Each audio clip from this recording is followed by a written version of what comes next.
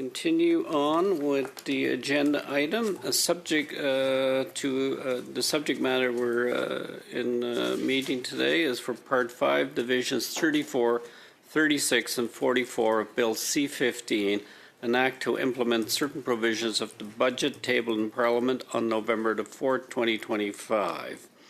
I would like to welcome our witness from Bill Canada Homes, Anna Bello, Chief Executive Officer, Jean Lamarande, Senior Vice President, Policy and Operations, from the Department of Housing, Infrastructure and Communities, Janet Golding, Senior Assistant Deputy Minister, Housing and Homeless Branch.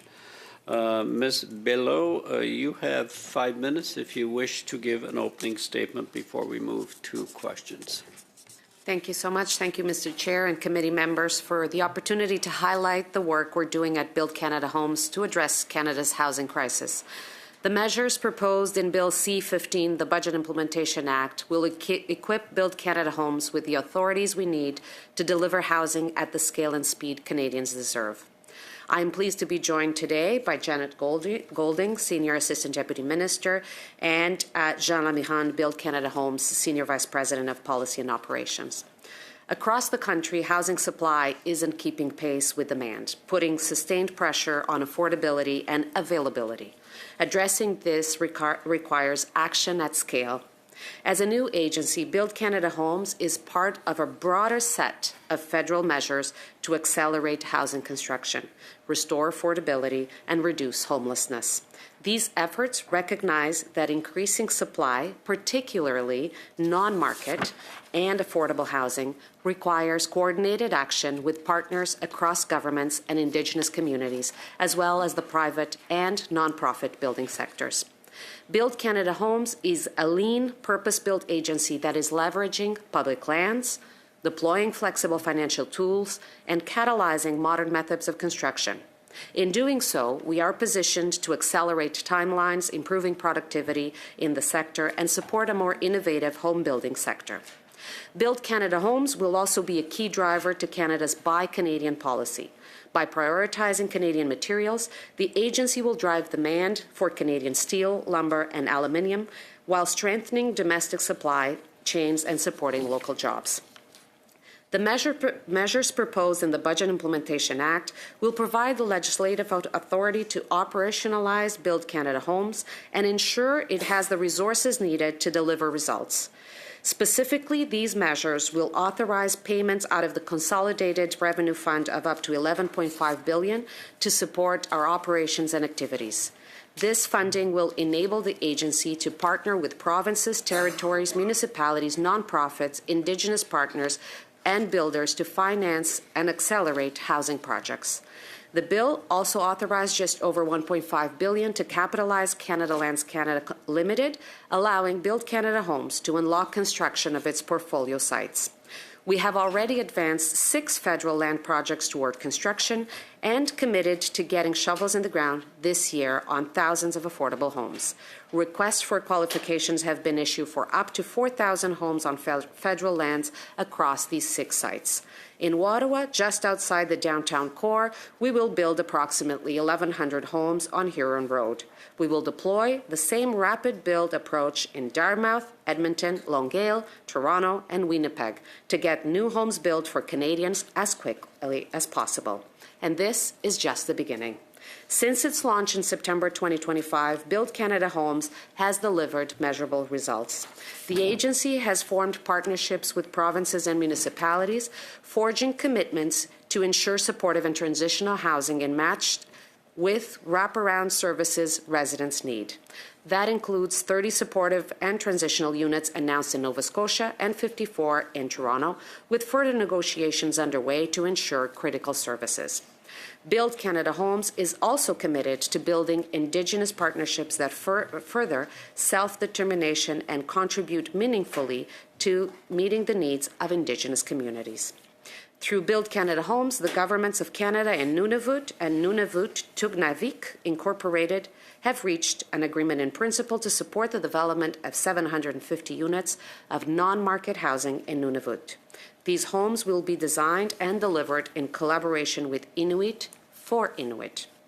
Bill C-15 will unlock the tools for Build Canada Homes to forge new partnerships, drive coordinated action, and establish modern development models that can scale affordable housing like never before.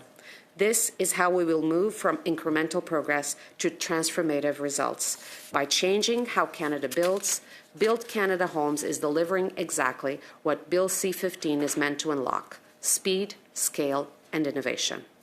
Another meaningful indicator of our early momentum is the level of engagement we are seeing from across the country. Since releasing our investment policy framework and launching our national submission portal in November, we've seen strong interest nationwide. Proposals have come in from every province and territory.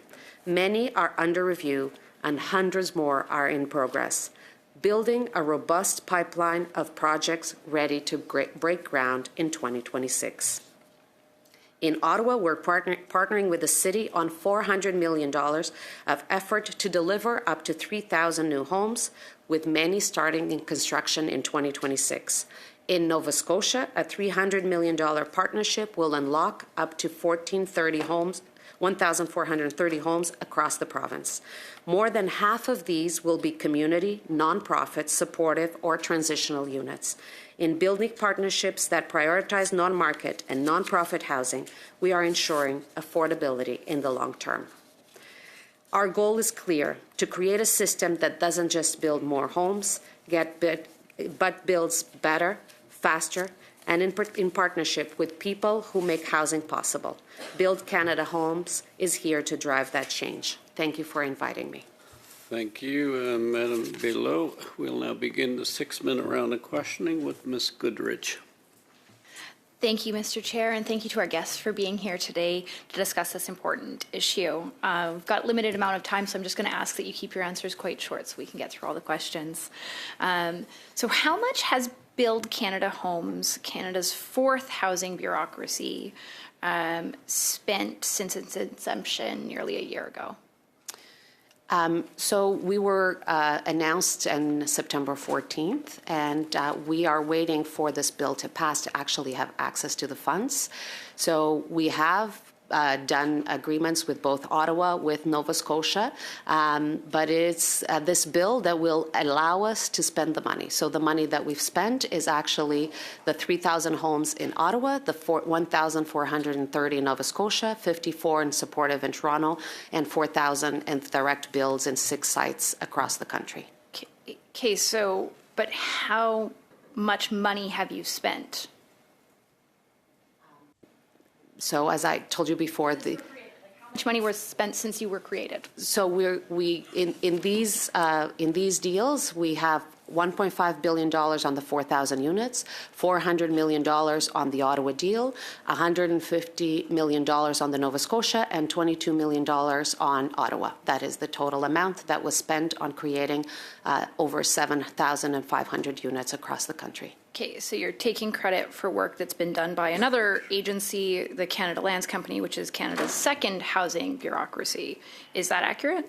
Is not accurate. We are developing in a very different model. We are putting a request for proposals that were not on the street. What we are doing is actually leveraging public land together with financial tools, which has not been done before. And that is the innovation about Build Canada Homes, is actually in one agency having the use of public land and leveraging public land and financial tools. Thank you. So how many of these units that you guys have done are move-in ready? So 9 of the homes in Nunavut are moving ready. We just got the notice very soon, and all these units will have shovels in the ground in 2026. So, and as you know, it takes some time to build the units, and we're still waiting for the money from this budget bill. So the first Canadian housing bureaucracy, CMHC, says that we need to build 500,000 housing units a year. And you said we've built 9. That's a long ways off. 500,000. So would you say that we're in a housing crisis here in Canada? So we are one of the initiatives that the government is taking to build housing. We are focused on the non-market. Like I said, the organization has been operational since September, and in our first 100 days, we are working on 7,500 units. Again, we are one part of the solution. We act on one part of the housing continuum. CMHC continues to do their work and support housing and other agencies. But I didn't ask that. I asked, are we in a housing crisis? And can you answer that? I've been working on housing for many, many years, actually since 2010 when I first started working on housing, and I would say that since that time we continue to be in a very difficult situation on housing and a housing crisis. CMHC's estimate, they say that we need 500,000 housing units a year. That means 46,666 a month, that we've achieved 9 in 7 months. I think that's pretty indicative that this is a failure.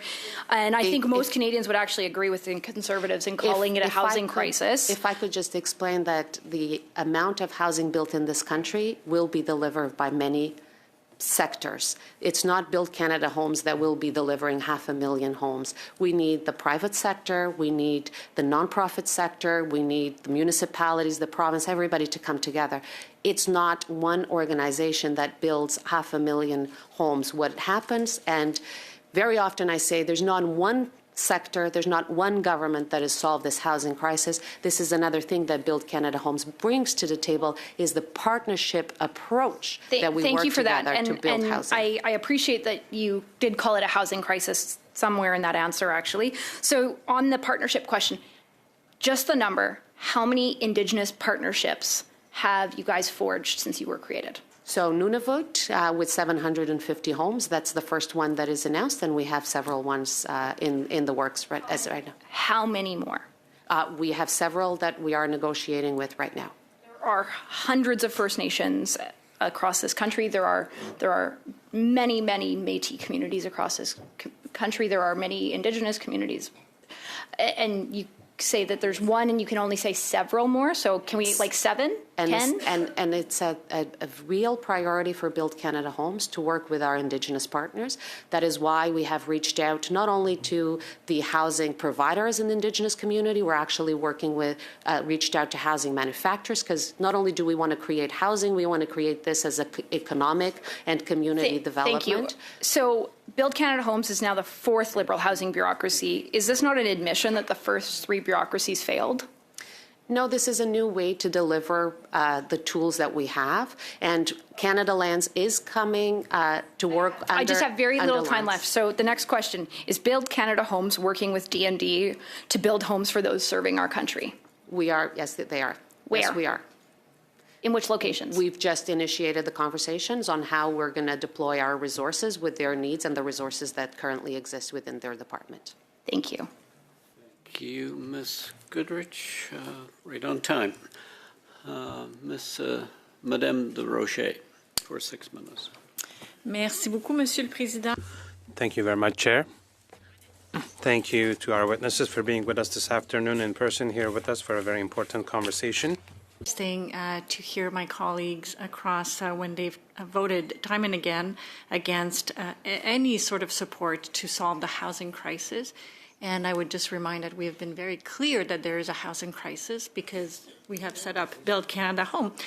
Mais je veux vraiment laisser le temps aux témoins. I just want to give time to our witnesses so that they can speak, because after about 20 years in bureaucracy, I have to say that I'm really impressed by the work that has been done to set up the agency, so congratulations. Let me start with that. Can you talk a little bit about the reactions and the feedback from stakeholders when you announced Build Canada Homes? How was this announcement received by the private industry, by construction companies, by all sorts of stakeholders that are working in this realm of affordable housing? Thank you. I'm going to answer in English if that's okay.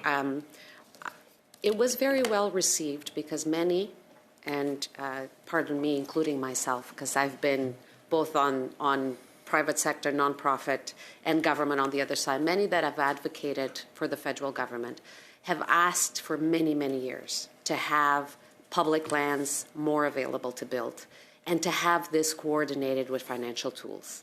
And this is exactly what Build Canada Homes is doing. Also, to have an agency that has a flexibility in addressing the different housing needs and realities across the country. And this is, again, the flexibility that we've been given to work with the local communities, with the provincial governments, with the municipalities to respond to their needs using flexibility to, at the end of the day, unlock projects, make projects work, get shovels on the ground, and respond to the local needs. Thank you. Thank you very much. Can you talk a little bit about how the focus of Build Canada Home on modernizing construction is actually going to help build faster, build more quickly, and eventually, at term, reduce the cost of building? We are investing in a part of the market all the way from transitional housing that, let's be honest, the market does not produce, right? So it's necessary to invest funds from the government in this area all the way to that more workforce housing, where we start partnering with the private sector and so on. And by doing this investment and making sure that we create a pipeline of modular, we are giving something to those manufacturers that they desperately need, which is the certainty of that pipeline. Many of them that have been in consultations with the government have said one of the biggest impediments to scale is the certainty of supply. And so through an investment that needs to happen in affordable housing, in transitional housing, and workforce housing, the government is creating that certainty in supply as well and working with them, that eventually the market as a whole is going to benefit because we're going to have a more robust, a more secure, and a scaled up industry. So that's how we are a catalyst for that for those modern methods of construction. Thank you very much. But that's, I don't know if, yeah, je vais retourner en français. I'll switch back to French. Okay, perfect. Well, let's keep talking about market versus non-market housing, because we hear from the opposition, they say that everything will remain on the market side. Leave it all to the market, rather, and everything will be taken care of. But can you please explain how Build Canada Homes will help with non-market housing and market housing? Thank you very much. Thank you, Mr. Chair. Well, there is a severe shortage of housing in Canada, non-market housing. It's quite limited when you compare internationally, so there is a gap to be filled. So an agency with such a mission comes in at this point specifically. So what we would like to do at Build Canada Homes is not just to finance projects, but to catalyze the whole market by creating opportunities for partnerships between the private industry and the non-market housing industry to develop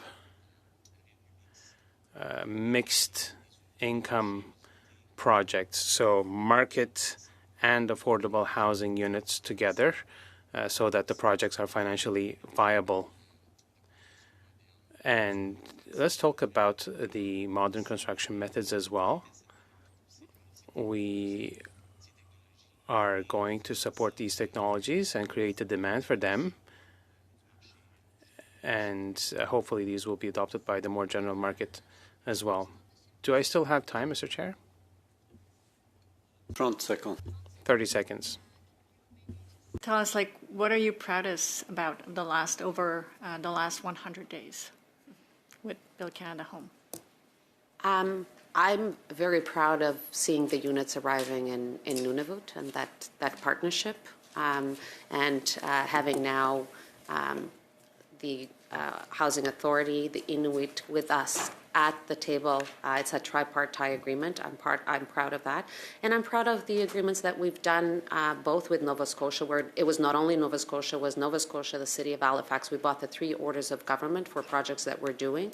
And in Ottawa as well, developing not only in our lands, but with the City of Ottawa on their list as well. So in 100 days, to be able to put a small, mighty team together, start getting these units out and across the country, and being able to go through hundreds of proposals that have come in. Merci. Madame LaRouche pour 6 minutes. Ms. LaRouche for 6 minutes. Thank you very much, Mr. Chair. I also would like to thank our witnesses for being with us today for this crucial discussion for the riding of Shepherd as well. I have many questions for you. First off, there are different needs. In your opening remarks, you talked about Montreal, Toronto, Winnipeg, Longueuil. I mean, to solve housing problems in, for instance, the municipality of Granby, in my riding, there are smaller, for instance, municipalities similar to the one in my riding. There are more rural municipalities. So for all these reasons, I mean, we see that Quebec has the highest need in this area. So maybe a first question, why did it take so long to come to an agreement between Quebec and Ottawa? Would it not have been easier and more efficient to transfer the funding to Quebec, as is requested sometimes by Bloc Québécois, the government of Quebec, to smaller municipalities, not to forget these smaller municipalities? So I'd like to hear your thoughts on the importance of these transfers. Désolé. Merci beaucoup. Thank you very much, Mr. Chair. Thank you for the question. I'll start with the mandate of Build Canada Homes. It is to use these financial tools in innovative ways to be able to create affordable housing at scale. When we talk about transfers, it's not an agency that is set up with this specific goal in mind. We are able to offer different types of financing, flexible funding, long-term, short-term.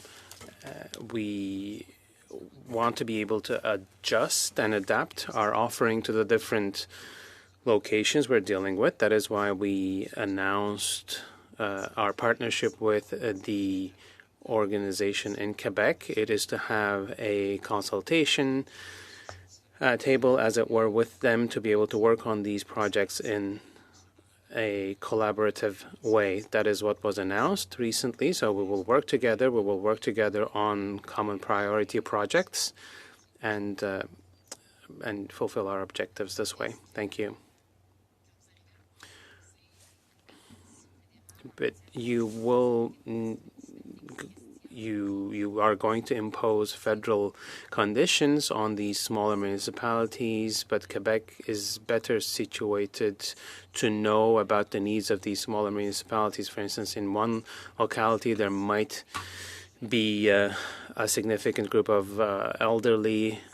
The organization FADOC, for instance, is very well placed in this sense. So Quebec knows a bit more about the needs of the elderly, senior citizens in these smaller municipalities. So what's your answer to the organization FADOC?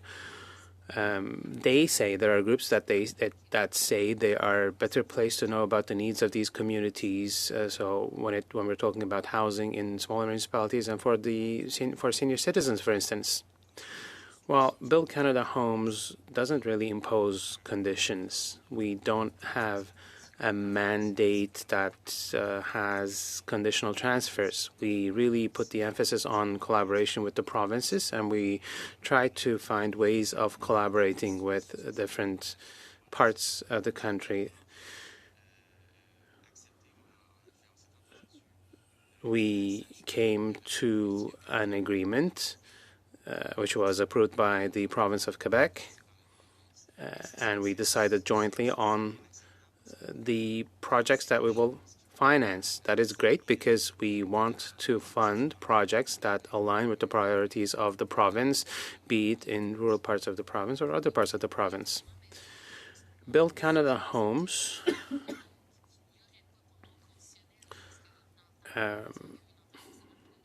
announced this agreement recently.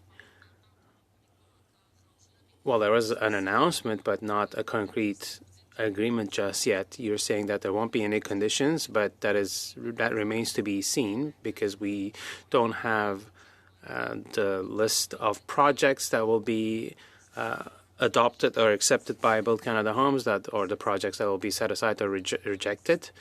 And there are already existing programs in Quebec that work really well. List is going to be developed in conjunction with the province of Quebec. We're working together on the projects, but we have also very flexible financial tools. We're not an agency that only has grants and loans. And the reason why we are just not giving the money to Quebec or any other is because we have different tools like equity participation, like loan guarantees.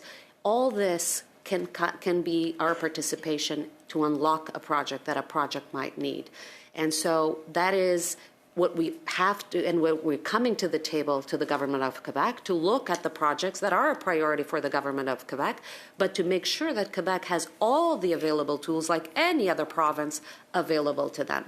We would not want to not have the same tools available for a province, just giving them an amount of cash. That is not the model that Build Canada Homes is coming to the table. We come to the table on a partnership. Merci. Monsieur Aitchison, vous avez 5 minutes. Mr. Aitchison, you have 5 minutes. Okay, merci. Ms. Bilo, lovely to have you back. Good to see you again. I wanted to talk to you briefly about, to start, about the 6 sites that were announced on federal lands. They're in Dartmouth, Longueuil, Quebec, Ottawa, Toronto, Winnipeg, and Edmonton. Each of those sites were previously owned by the Canada Lands Company, right? Do you know how long the Canada Lands Company had been working on each of those projects before they were, I guess, transferred to Build Canada Homes?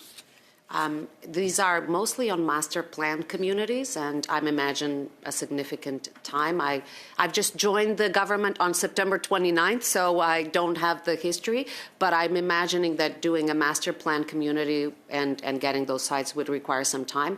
I would call the attention as well for the model that we're also doing to finance. We're having $1.5 million to invest in those sites. So what we're bringing together, it's not only about the land, it's bringing the land together with the source of funds and to actually push for the modern methods of construction, which goes right in line to our mandate. Okay, let's get into that then. Just to clarify, though, I've done a little research. Dartmouth has been about 11 years since Canada Lands Company got a hold of it. Longueuil, Quebec's been about 20 years since Canada Lands got a hold of it. Heron Road here in Ottawa has been 12 years in the works. The longest time period there has been actually just getting the federal government to dispose of the lands. The Downs, that's been 16 years, Winnipeg 5. The Edmonton project's been ongoing for 22 years, and there's still no homes built, of course. And so I guess what I want to point out is that, none of these were raw or newly identified lands. They've all been in the works with CLC for years, sometimes decades. 4 of them were already zoned and effectively ready to go. And so Build Canada Homes, I guess your main intervention here has been procurement of financing. So I guess I'm wondering why we needed... Was it not possible for Canada Lands Company to have those tools as well, since it already existed as a federal agency? We're just bringing, and Canada Lands, as the Prime Minister, when announced Build Canada Homes, did say that Canada Lands made a note of Canada Lands coming under the BCH. So we're going to work with the lands that are available at Canada Lands and other ones. The key is to have the land that is available to leverage that for public use together with the flexible tools that we have. So Okay. we are working with Okay. the Canada Lands, their expertise, And their that's- people, and we're That's doing fantastic. exactly that. But let's dig into that a little bit deeper then. So you also indicated that Build Canada Homes is going to free up federal lands and get them into the mix faster. And so I'm wondering, based on how long it took Canada Lands Company to get these lands out of the federal government's hands, what specifically will Build Canada Homes do differently so the process doesn't take 10 years? We would work on the rezoning and development. Obviously, the government is the one that has to make the lands available for us, and the goal, maybe Janet can jump in because housing and infrastructure is leading that conversation. No, actually, that's a good point, though. You're going to work on the zoning. You're a former city councilor. You understand the long, painful, outrageously expensive process, the zoning approval and development charges and stuff can be, particularly in Toronto, let's not kid ourselves.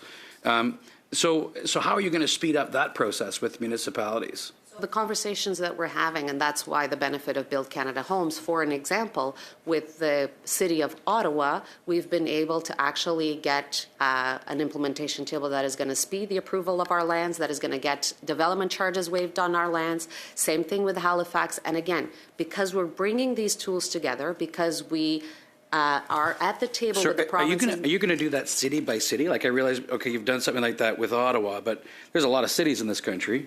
You're going to do that city by city? We are going to, the way that we develop our lands is going to be in partnerships with the communities where we operate, and we want governments to come to the table, absolutely. You're familiar with Tricon's project at Canary Landing in Toronto. I know you were part of the approvals process for that.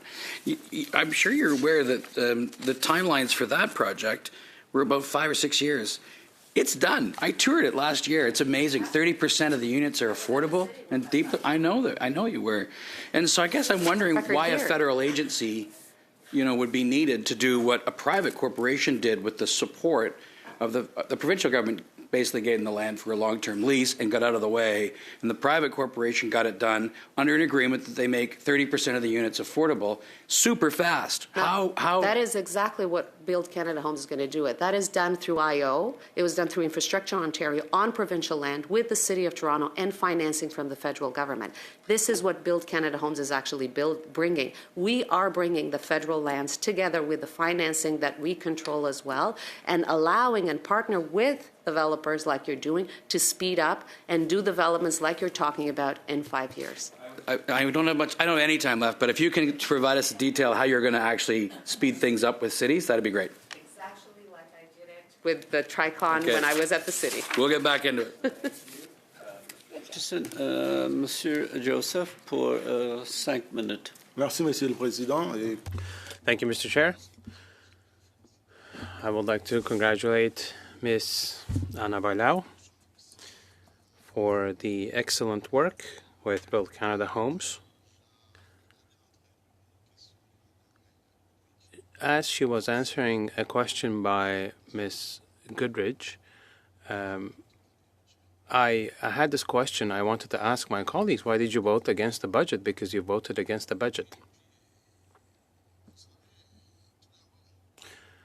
Well, first off, I'm the MP for Longueuil-Saint-Hubert. In Longueuil, we had 1,055 units of housing. 40% is going to be non-market. And also recently, we had the chance of having the Parliamentary Secretary, Ms. Desrochers, in our riding. And with her, we got together with associations working on the issue of homelessness. In Longueuil, we have homelessness rates going up for the past 5 years. And in Shefford, it's the same picture. The same difficulties are being experienced by individuals, by people who are experiencing homelessness. So in Granby, as my colleague said, it's ironic to see the Bloc say that the funds need to be transferred to Quebec, but they also voted against the budget. I'm not saying this to stir the pot, but just wanted to set the record straight. So we know that the crisis of homelessness has to do with the lack of affordable housing and transitional housing. How does Build Canada Homes take this into account, and what are you planning to do with regard to the issue of homelessness as part of your global mandate? And this applies to Longueuil-Saint-Hubert in the writings of my colleagues, because the problem of homelessness doesn't only impact Quebec, it is a Canada problem, and I see that you have a will to make a difference and improve the situation with regard to homelessness. Thank you. The same day that the Prime Minister announced Build Canada Homes, there was direction on a few fronts, and one of them was $1 billion on transitional housing. We know that the way that we're going to deal with homelessness is with housing, is permanent housing, and that transition from the homelessness into the permanent housing is extremely important. This is one priority that we're working on right now, transitional housing with project shovels in the ground in 12 months. We work very closely with our colleagues at HICC to ensure, because they're reviewing our proposals as well, to ensure that the proposals respond to the goals of the government in general. And we are working with provincial governments to ensure that they come to the table with wraparound services. The transitional housing agreement that we signed in Toronto and that we launched was one done with Minister Flack and with the City of Toronto. Province that was at the table to do the operating in the city as well. Same thing in Nova Scotia as well. Those units there, the provincial government is at the table. So it's not only our participation, but ensuring that we have provincial wraparound services for those units as well. Okay. Dans la circonscription, il y a pas mal de personnes qui... In my writing, we are looking at 40% of the housing that will be non-market housing. Can you be a bit more explicit and specific with regard to this non-market housing? Will it be reserved to a certain clientele, a group of people experiencing homelessness, or others? The 40% of housing, what's going to happen is we're going to work with nonprofit organizations, local nonprofit organizations that are going to operate it for us.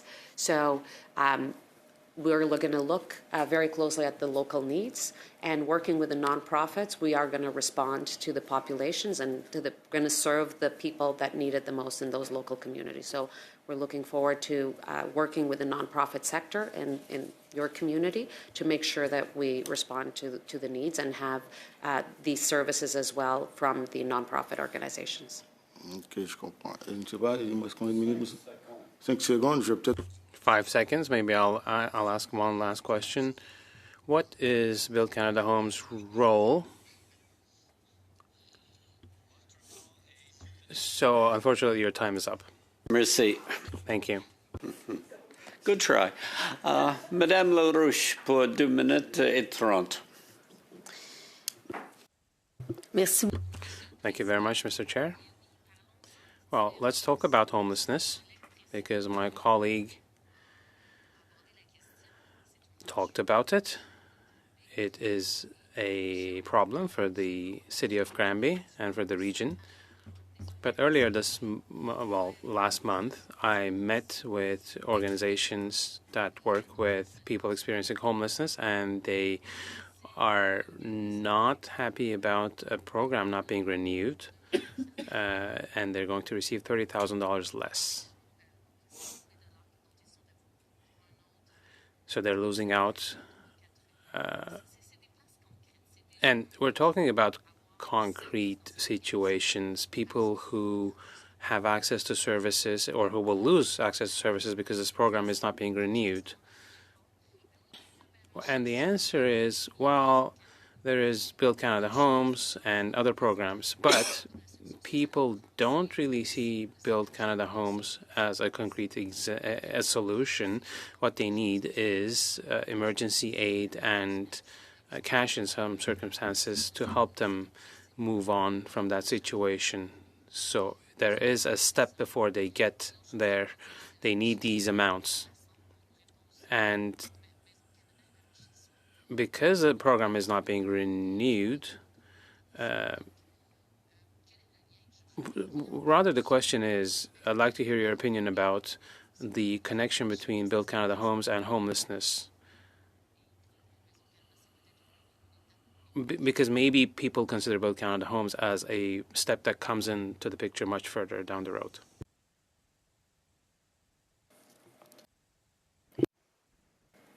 Thank you, Mr. Chair, for the question.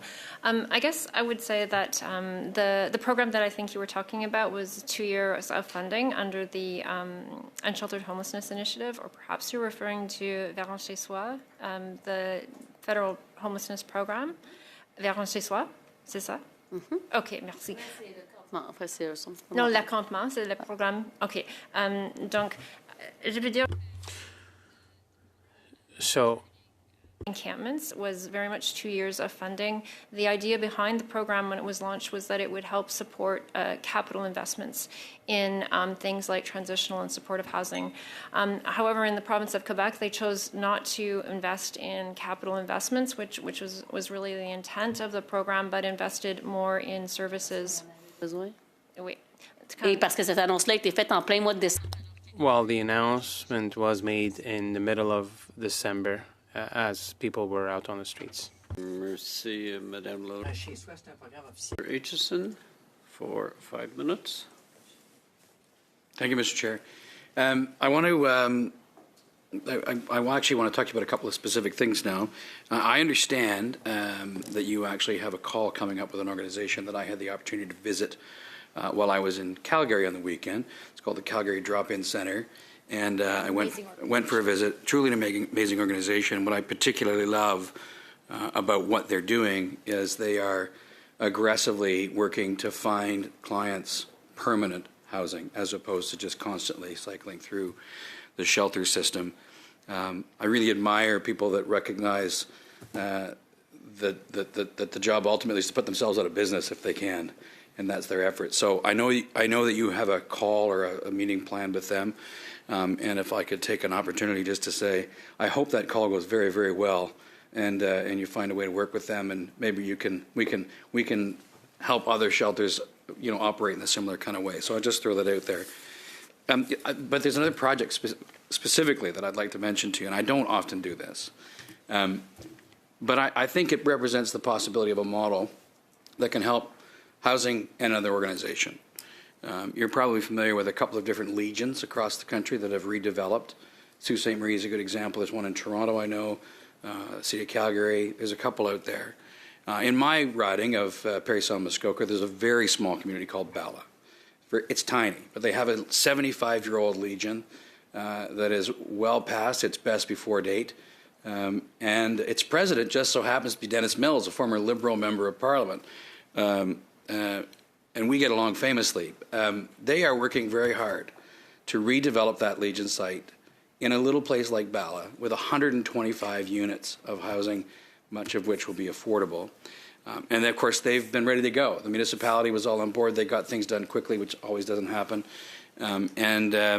They submitted things to Canada Mortgage and Housing Corporation, and now it's, bumped over to your agency. And they're not looking for huge grants, of course, because these things actually generate some revenue. They're looking for affordable financing, and this is one of the tools that I'm told you have available to you. So I would love to, encourage you specifically to look at this Bala Legion project. But I'm wondering, though, if you'd be interested in looking at something more broadly with Dominion Command. A lot of these legions, especially in rural communities, which I think has been largely neglected on the housing file for the last 10 years, have old legions and dwindling membership and old buildings that are in a state of disrepair. And I see this as an opportunity not just to create new housing, but to save the Legion as well. And I'm wondering if you'd be interested in looking at a model like that works collaboratively to redevelop Legions and provide thousands of housing units at the same time without huge grants. Absolutely. That is exactly the models that the flexibility that we have at Build Canada Homes allow us to work with organizations like that, like Legions, which is ideal because they come with land as well. We know that the different components of the cost of a housing. And the more we can dip into that, take out the land costs, take out, taxes costs, take out the financing costs, that's how you create the affordability. So when you have a program that is Legions or, the United Church, for example, years ago, created their own corporation to develop their own lands. This is the kind of things that now we can partner with and we can support as well. We are seeing as well very interesting proposals coming to us. So, for example, small rural municipalities getting together with their own lands and kind of creating then going with one of the development managers to come together because it's hard for a smaller municipality, and so creating that capacity. And again, this is the flexibility that Build Canada Homes brings to the table to work with those models, to give the certainty to those models, because we have flexible tools. We're not a program. We're not just a grant or a financing. We can come at it in different ways and foster those partnerships and those bigger models. We're almost out of time, so I have another quick question for you. If you can you give me a sense of timelines for organizations like the Bala Legion, which have submitted their proposal to your office? What kind of timelines are we looking for? What should we expect in terms of response to the Bala Legion? So we do a very initial response. We just set up at the end of November. The moment that the application, the proposal is complete, so for example, right now we have about 400 proposals in progress. So the organization started and they haven't completed the submission. One is completed submission. Our goal is to within between 30 and 60 days to start engaging with the proponent. Now, sometimes what we're finding as well is that we might not be able to engage exactly the way that they're coming to us, and we initiate the dialogue and actually put on the table, maybe if you look at it in a different way, maybe if we look at it, maybe we can't come with such a big financing, maybe we do more of a bridge loan or a grant, and we try to work with the proponent to unlock the project and to make the project work. This is my official invitation to Bala. Come visit us. Thank you, Mr. Aitchison. But the subject matter is most interesting, and I do agree with you on the opportunity with Legions across the country. With that, we'll move to Ms. Fancy for 5 minutes.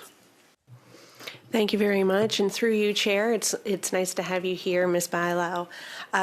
So I'm one of the Nova Scotia MPs, except I'm not from the HRM. I'm from, a couple of hours away from HRM, and it's nice to hear the word rural thrown around here a little bit today.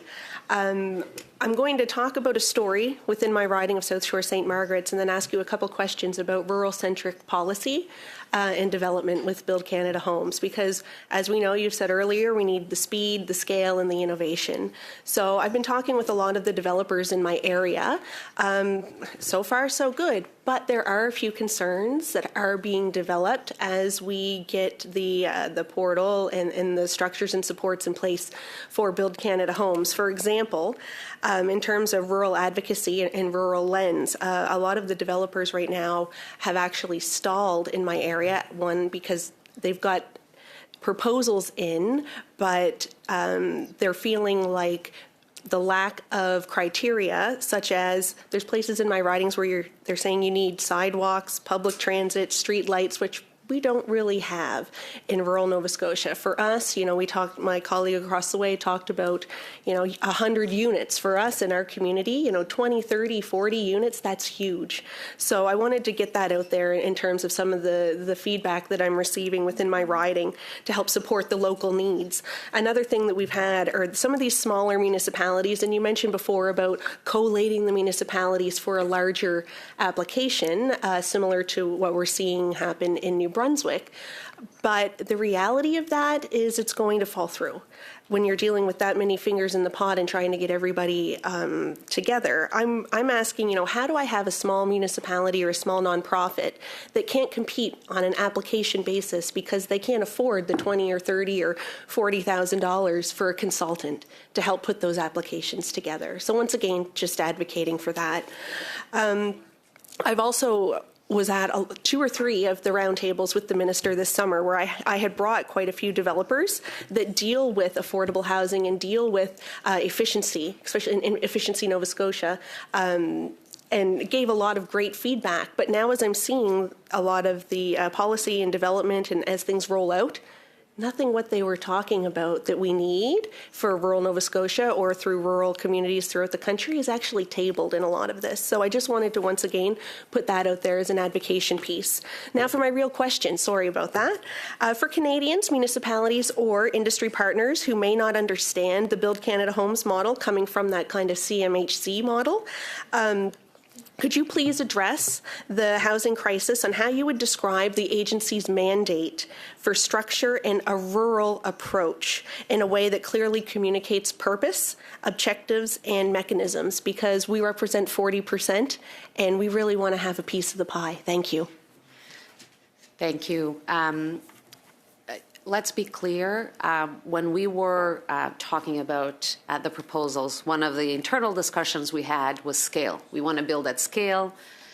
Scale is very different in different communities. And so we don't have a minimum purposely because 10 units in a rural community can be a huge scale, not the same as 10 units in Ottawa, for example. And so we do not look at a rural community the same way as we look at as an urban community. So the projects they can come on its own. The reason why we're seeing some municipalities actually coming together is more a resource and convenience than we imposing on them. They know that because they could come and have some certainty of funds, they could most likely have the resources available and the funding available coming together. So we are not imposing that. Well, another thing is we're very different from CMHC. We act on a part of the continuum in terms of the transitional all the way to, I say the middle when we start working with the private development to create affordable housing, but we are focused on the affordable housing. And the difference as well is CMHC is a financial institution with great programs to finance and insurance.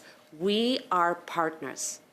We are here to work with your nonprofit organizations, with your developers, with the rural communities, to partners. We need proposals. We don't have a checkbox that is going to check. What we have is the needs of the community and how we respond and unlock those projects to create the affordability that the community needs. Thank you so much for that. It's good to see that I've got you on record now that hopefully you pull through for us here in rural Canada. And that's 5 and change. I was going to actually talk about the budget. No, just a moment. We're going to do another round. Another complete round. So we'll go 5 and 5 and 2.5 to the block. So we'll consider to the official opposition.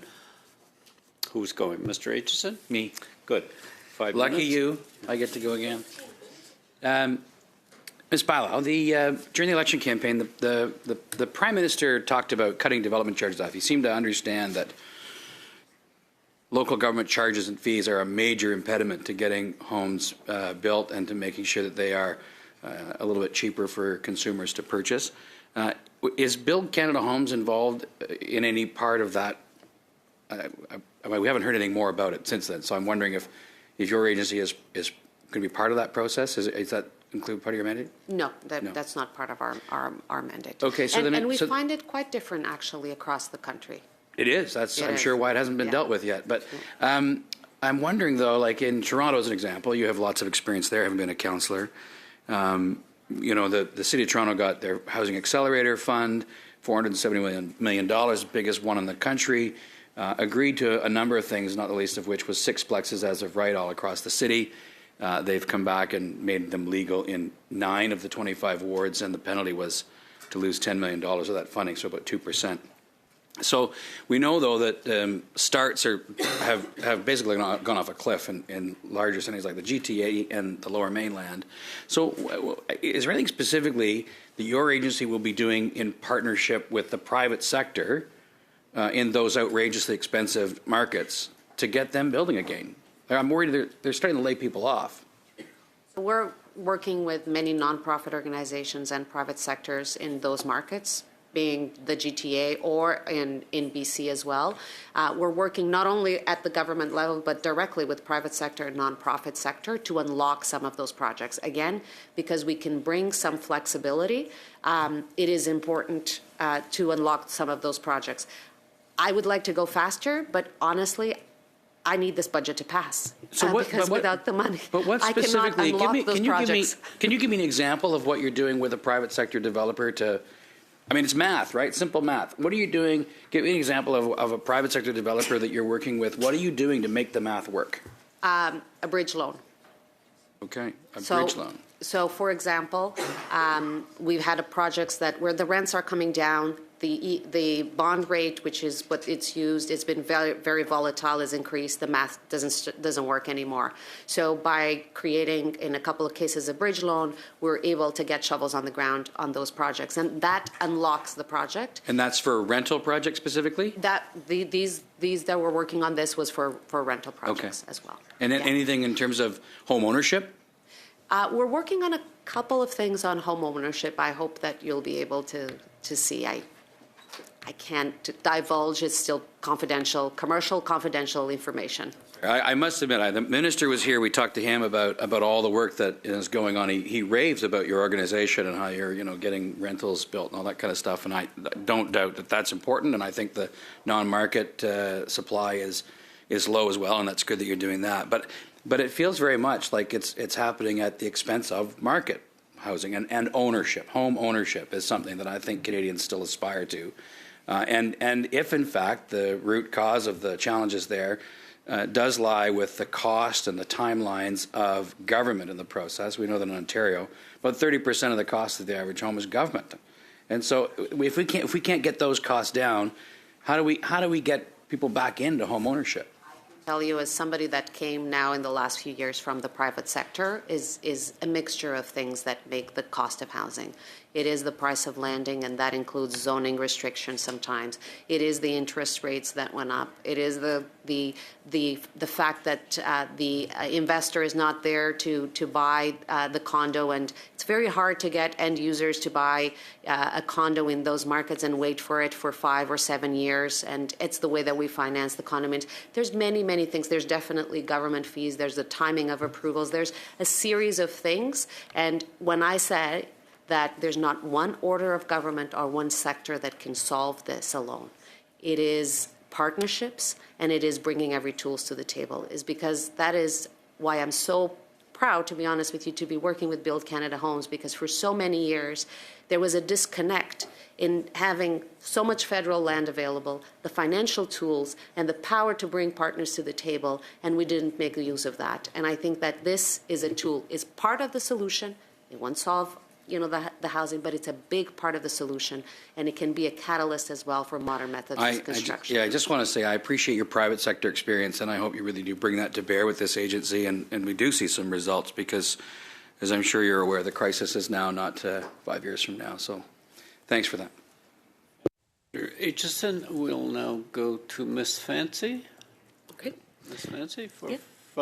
Thank you very much. Through you, Chair. Now let's talk budget, because as you had just mentioned, we need to get this passed in order to unlock all of the good things that we have set in place. Let's get the ball rolling.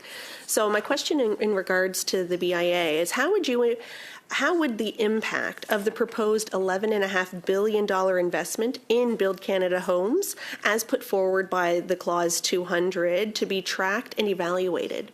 And how would transparency and accountability for these investments and their outcomes be provided to Canadians? So this is a transparency question, as you're dealing with one of the biggest purses in all of our government. So how does that transparency put into play with that $11.5 billion? So we're going to be reporting very clearly on our website as the projects get financed and approved on the number of units financed, the affordability level, what is being, how the money is being deployed. So that will be public and transparent. I note that immediately the 7,400 units that we are working on need those funds available. So those are all shovels in the ground this year, that the delay cannot proceed. We did an RFQ. We are doing an RFI now, starting with the sites. We cannot start deploying the money to get the shovels on the ground until the budget gets passed. So it is the sooner we have that money, the sooner we'll get shovels on the ground, and we'll get these ones and the ones that we have in the pipeline available for Canadians to live and for families to prosper. Nice. Thank you very much for that. I look forward to all members here around this table today to help unlock that money so that you can get the work done that needs to get done. How would the investment policy framework developed by Build Canada Homes inform this allocation of that proposed $11.5 billion? There's clear priorities that we've indicated in the investment policy, priorities to have shovels on the ground, priorities to be a partner, priorities to have the affordability, the $1 billion for transitional housing. So it sends a signal to the market on what our priorities will be and how the money will be deployed. And then to finalize today, in regards to what is the rationale then for transitioning Build Canada Homes into a potentially standalone federal agency, and what impact do you think that this will have on government operations and reporting? So we want to be a catalyst for modern methods of construction, but we also want to be a catalyst to attract others, especially funders, and to be partners as well. So there's certain things that we are not able to do right now.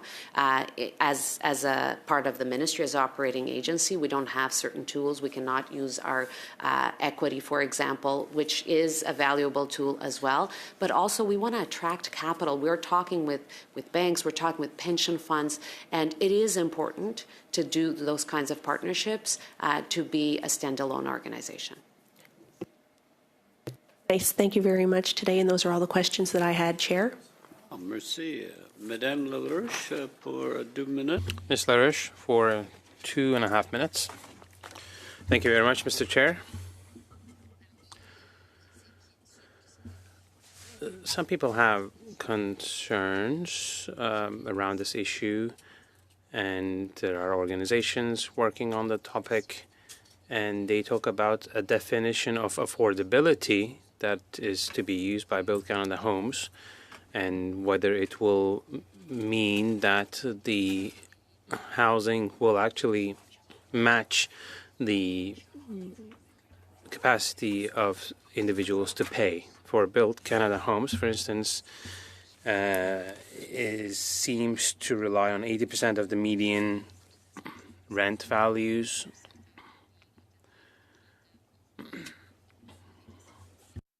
So, all this to say that the definition of affordable housing to be used by Build Canada Homes could lead to some issues. What could you tell us to reassure us that you will indeed finance units that will be appropriate for people with modest incomes, lower incomes, and that these will be a tool to fight against homelessness? Homes is using an income-based definition that uses census information. So in order to respond to the local needs, we are using the local income, and it will not be 30% more than the median income there. We will support all the way from deeply affordable to the moderate medium affordable. So we have in certain cases, depending, I'm going to give you in certain markets, depending on the census information, but in certain markets, we're talking about one bedroom for $400 or $300 in the deep affordable case. So we go, again, it's an income-based definition, and it goes from the deeply affordable to the moderate affordable. Rapidement, dernière question. Toujours pour cet organisme, on se demande qu'est-ce qui va devenir. Quickly, one last question. What will happen to the cooperative program that announced by the federal government, and will it be replaced by Build Canada Homes?